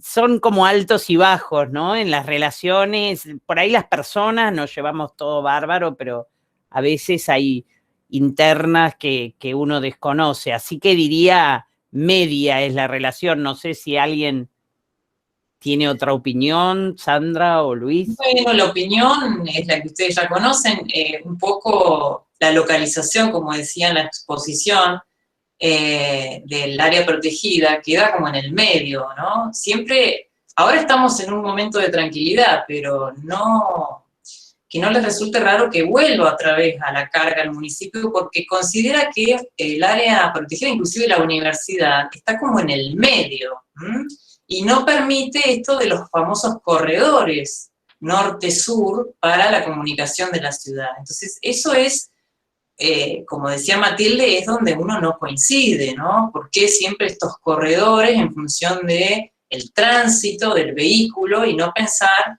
en privilegiar otras cuestiones, ¿no? De el ciudadano neuquino, si estamos mencionando a la ciudad de Neuquén? Entonces, esto por ahora está tranquilo, pero yo no soy tan optimista. Creo que la palabra resistencia es lo que mejor cabe en este momento y lo que llevamos adelante, ¿no? Y también pensamos que hay que empezar de adentro hacia afuera, no mirar tanto lo que pasa afuera y ver el culpable afuera, sino un poquito ver, bueno, qué pasa adentro. Son muchos años que uno viene tratando de, con el grupo Recreación y Turismo en Conservación, de cambiar ciertas cosas desde la administración de la universidad, y es difícil. Como ustedes vieron, estos eventos son organizados y se les paga un canon a la universidad. La universidad avala estos eventos masivos. Entonces, hay que ver qué está pasando desde adentro. Sí, adhiero totalmente a lo que dice Sandra, e incluso también tenemos una debilidad que tenemos que verla. Como dijimos al principio, tiene que haber esta comisión interdisciplinaria que aún no se ha conformado 17 años después de la ordenanza de creación del área protegida. O sea, eso es, como plantea Sandra, automirarnos. Y también este tema que creo que como facultad lo sufrimos, que bueno, no se considera que la recreación, bueno, en este caso la recreación en conservación que nos planteamos, tiene que tener una determinada organización, que no es, bueno, cada unidad académica se plantea una actividad y bueno, vamos a darle a la actividad y no importa el territorio natural y no importa la forma como se realiza la actividad. Eso tiene que ver, como decía Luis, con esa postura extractivista, ¿no es cierto? Esa mirada de, bueno, esto es mío, hago lo que quiero y yo soy el dueño, ¿no? Tiene que ver con un posicionamiento. En eso Daniel Paz Barreto lo reflejó muy bien, que tiene que haber normativas. Parques tiene normativas, aún con todos los defectos que uno le pueda ver, pero uno tiene que tener algo de lo que agarrarse y decir, no, eso no está permitido en esta zona. Por eso es que empezamos este código de ética como una forma de decir, bueno, empecemos a escribir algo y a ponerlo y a compartirlo. Así que hasta ahí llegamos. Gracias, Matilde, y a todos los que intervinieron en la respuesta. Luis, tenías levantada la mano hace un montón, así que te doy el espacio. Sí, no, está buenísimo que derive el conversatorio a estos intercambios. Yo me quedé con algunas cosas que planteaba Norma, a ver, voy ahí al chat. Sí, Norma. Para no confundirme. Norma. Yo por eso planteaba en la presentación del senderismo esto de hacer una mirada crítica, no al senderismo en particular, sino a estas cuestiones heredadas como costumbres, como hábitos, como usos, y darle más bolilla a la diversidad que a la homogeneidad, digamos, ¿no? Justamente están borradas en la actualidad las diversidades, tanto culturales como naturales, y hay un término muy interesante que es en esta época la McDonaldización. Esto de que consumimos y no sabemos a veces ni lo que consumimos, ni para qué lo consumimos, ni por qué lo consumimos. Y con la recreación en naturaleza está pasando esto, como con muchas otras cuestiones, ¿no? Y me parece que obviamente la charla fue derivando a la cuestión de responsabilidades institucionales, pero como hemos establecido en el modelo, hay responsabilidades de todos a distinto nivel, ¿no? Y los visitantes a las áreas naturales y los locales tienen responsabilidad también en qué pasa con su territorio, ¿no? Esto de no identificarnos con la naturaleza, que yo ya lo he manifestado en otras charlas, esto de no ver la naturaleza, cuando en realidad el objetivo es ir a encontrarnos con ella, es un dato fuerte en la actualidad, y la idea es torcer esa historia, ¿no? Mirar para adelante con otra idea, ¿no? De que no son las prácticas el problema, sino quienes las practicamos a las actividades, los que tenemos el problema, ¿no?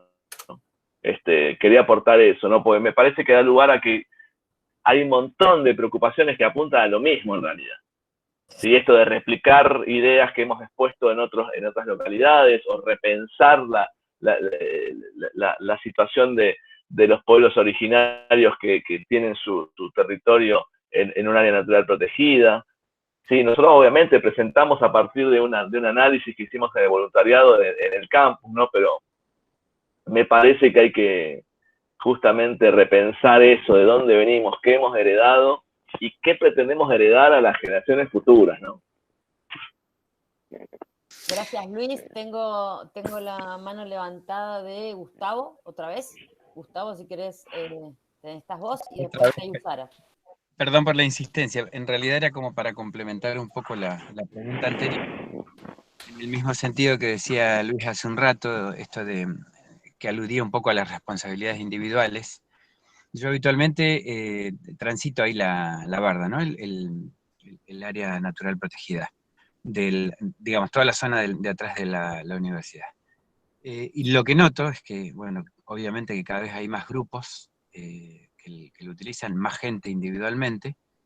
Si el grupo que se ha conformado le parece que puede ser interesante convocar a la gente, a los grupos, digamos, que hacen trekking, no sé, por lo pronto a la gente que va en mayor cantidad de número, o que convoca mayor cantidad de número de personas en la barda, para ver si ellos pueden hacer alguna reflexión, algún aporte sobre también el cuidado de ese espacio, porque lo que uno nota habitualmente es que cada vez hay mayor erosión, cosa que es lógica, cada vez también hay mayor cantidad de basura. Entonces, si ellos pudieran colaborar en algo respecto del cuidado, respecto de la conservación también, no sé, recogiendo, haciendo una campaña, o sumándose a alguna campaña para mantener un poco la barda más limpia, pero sobre todo para que hagan, digamos, la bajada de línea del valor de las plantas, digamos, su valor ecológico, y su valor como plantas medicinales que también se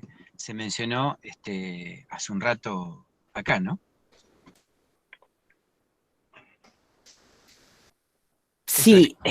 David. Sí, Dale, Luis. Luis. Bueno, gracias, Mati. No, yo como que escuchaba a Gustavo, voy a usar un término poco académico, pero muy ilustrativo, que en realidad, de nuevo, tenemos un merequetengue, diría alguien conocido. Fíjense una cosa, que muchas de las alternativas de recuperación o de restauración es, por ejemplo, armar carreras en las cuales se va recolectando basura o desechos que han quedado, ¿no? Entonces, por un lado, sí, limpiamos en algún sentido la barda, como vulgarmente llamamos a esa zona del territorio, digamos, pero lo pisoteamos por cualquier lado en pos de recolectar. Entonces, justamente, insisto con esto, apelar a bajar un cambio, a hacerlo más lento todo esto, a volver a caminar en la naturaleza, ¿sí? A realmente buscar el encuentro, más allá de esa cuestión discursiva de la importancia que le damos a la naturaleza, a buscar sinceramente, internamente, esto es muy, me lo digo a mí mismo inclusive, porque si no, es como estar en la rueda del hámster. ¿Se entiende lo que digo? Es hacer cosas que cuando uno para la rueda se da cuenta que está haciendo por un lado y deshaciendo por el otro, con el tipo de respuestas que estamos logrando. Obviamente,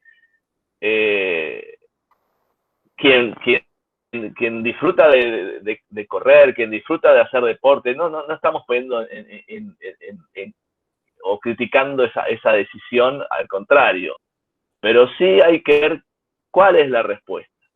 Sí hay que ver qué pensamos y repensamos como conjunto e individualmente e institucionalmente para revertir el tipo de uso que hacemos de nuestro territorio, de nuestras áreas naturales, el tipo de consumo, el estilo de vida realmente que queremos llevar, ¿no? Porque a mí me cruzó eso cuando Gustavo hablaba de ayudar a mantener el lugar con la misma receta de alguna manera, ¿no? Es medio difícil el cambio si no hay cambio justamente de paradigma como pretendemos o como estamos enunciando desde el GRITEC, ¿no? Gracias, Luis. Y Usara, tenés el turno de la palabra.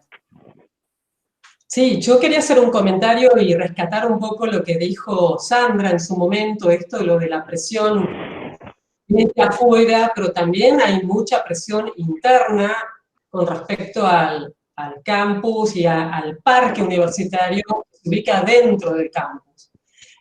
Con respecto a esto, es importante, yo veo ahí los aportes que están haciendo, que tiene que ver un poco con la responsabilidad individual. Y sí, la verdad que tiene que ver con la responsabilidad individual. Y obviamente en este contexto de la responsabilidad individual, nos pasa hasta con nuestros propios compañeros docentes y no docentes, que habiendo estado limitado, por ejemplo, áreas para estacionamiento, estacionan sobre, yo diría un poco más sobre la barda, o sea, ya abriendo nuevos caminos, nuevos senderos, entonces, sobre la propia vegetación. Entonces, eso también habla un poco de la responsabilidad ambiental y de la responsabilidad individual.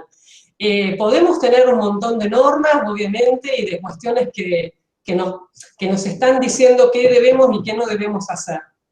Que está bárbaro, ¿sí? Porque de alguna manera nos ayuda a la convivencia. Pero en este sentido, creo que todos sabemos, cuando estacionamos en un área, que si hay vegetación, y bueno, no estaciones ahí arriba. Lo mismo si, ¿por qué caminar, por ejemplo, en determinados lugares donde la tierra, digamos, esa capa que está tan erodable, digamos, fácilmente desgranable, donde sabemos que hay alta erosión, ¿sí? Áreas, digamos, con pendientes, digo, esas cosas también tenemos que reflexionar nosotros y no necesariamente tiene que venir alguien a decirnos si está bien o está mal. Así que nada, esto para cerrar, que entiendo que un poco tiene que ver con nuestra propia responsabilidad y con esa relación que queremos tener con la naturaleza en todo, en su aspecto amplio, digo, tanto desde la parte, digamos, de los aspectos naturales, bióticos, ¿entiende? Como también de nuestro patrimonio geológico y paleontológico. Así que quería dar ese último cierre. Gracias. Gracias, Yusara. Matilde. Sí, yo también para aportar a la inquietud de Gustavo, nosotros tratamos de promocionar por muchos medios, de hecho, no solo la Secretaría de Extensión de la Facultad de Turismo promocionó esta actividad en diferentes medios, en la página de la facultad, que tiene una difusión regional de una cierta importancia, sino que cada uno también lo difundimos en nuestros mails, o sea, casi seguro que alguien que haga caminatas por acá lo habrá visto, incluso algunos de los participantes, concretamente Sandra, le preguntó cosas a una de las personas que realiza actividades en la barda, o sea, digamos, es como que el que se quiso enterar se pudo enterar, ¿no? Tampoco vamos a decir que lo escondimos, que solo vinieron gente puntual, no, la convocatoria fue amplia, así que si no vinieron, por algo no habrán venido, no tendrán interés o no habrán considerado que les podía hacer un aporte. Y después coincido con Luis, eso, bueno, vamos a juntar la basura, pero para juntar la basura nos metemos 50 personas pisoteando todo porque el objetivo es la basura, tampoco tenemos respeto por las plantas, por los animales, nos metemos en cualquier lado, esto de la actividad por sobre el sistema natural. Después, la propuesta de plantas medicinales, bueno, esa no es nuestra experticia, podemos decir algo, podemos averiguarlo, pero digamos, no es a donde nosotros apuntamos. Y además, si nosotros decimos, esta planta ayuda para no sé qué cosa, al día siguiente desaparecieron esas plantas, o sea, no da, esas son buenas intenciones, pero no alcanza. Lo que tenemos que hacer, me parece que coincidimos en el grupo Recreación y Turismo Conservación a partir de lo que hemos charlado, es que tenemos que empezar a cambiar la forma de ver el territorio natural y cómo nos relacionamos con esa naturaleza. Y yo creo que la pandemia nos ha dado una oportunidad en ese sentido. O sea, hasta ayer era yo, mi familia, mi grupito, pero resulta que si viene otro y me larga un bicho, y voy a tener un problema. Entonces empiezo a sociabilizar un problema. Y esto pasa lo mismo con la naturaleza. O sea, hoy me parece, bueno, yo hago lo que quiero acá y mañana me doy cuenta que ese lugar me está generando enfermedades o no me está permitiendo disfrutar. Tenemos que llegar a ese cambio de mentalidad. Listo, Sandrini. Gracias, Matilde. No, como buenas docentes, nos parece que el mejor ejercicio que podemos hacer es leer el código de ética, y leerlo o en familia, o leerlo en el grupo de trekking, en el grupo de entrenamiento que use el área, y bueno, de esa manera, reflexionando sobre el código, también va entrando un poquito la idea, ¿no? Esto que dice Matilde de empezar a pensar de otra manera la actividad en naturaleza. Me parece que en esta etapa lo que proponemos es, bueno, empezar, número 1, leer el código y bueno, y tratar o poner la meta de hacer algún aporte para empezar a construirlo entre todos, pero empezar así, a leerlo en grupo, a compartirlo y a ver qué sale.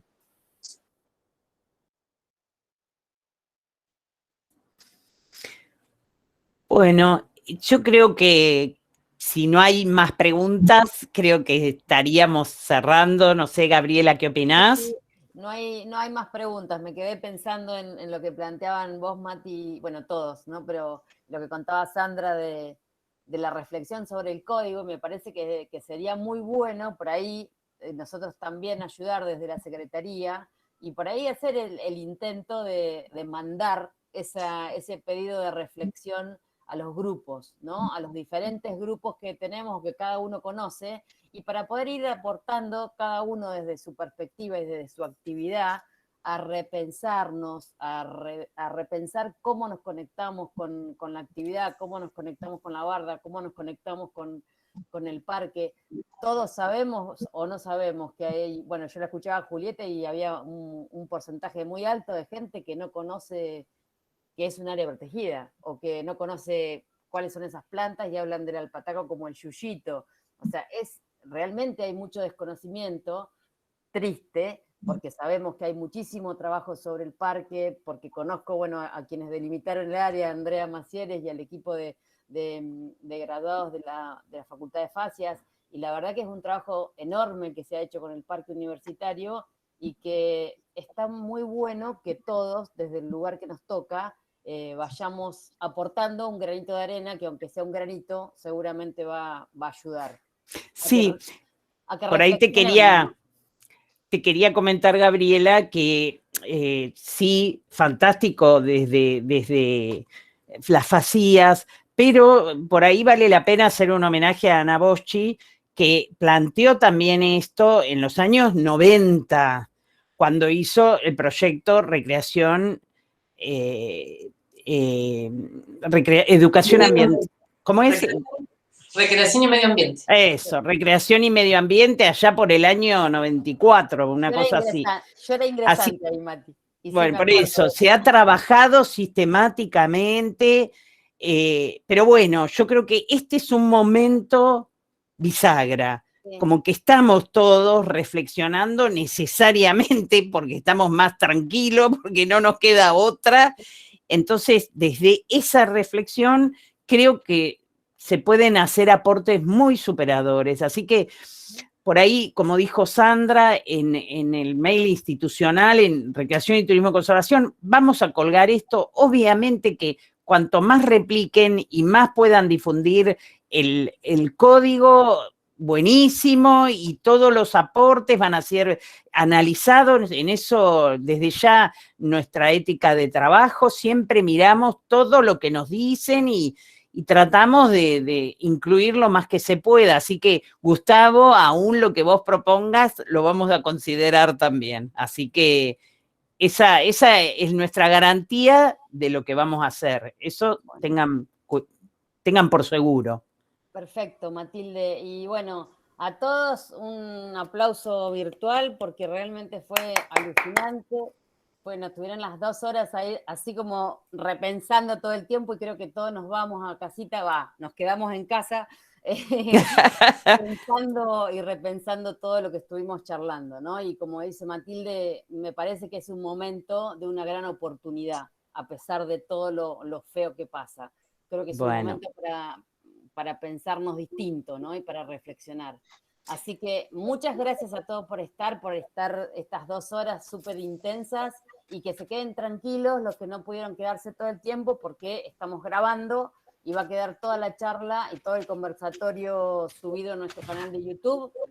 Lo pueden usar en las cátedras, lo pueden ver los estudiantes, o sea, los municipios, a todos los que les interese lo pueden ver cuantas veces quieran en el canal de YouTube. Muchas gracias nuevamente a todo el grupo Gritec, un placer tenerlos en casa, y nos estamos viendo, que sea el primero de muchos otros conversatorios. Muchas gracias. Bueno, gracias. Muchas gracias.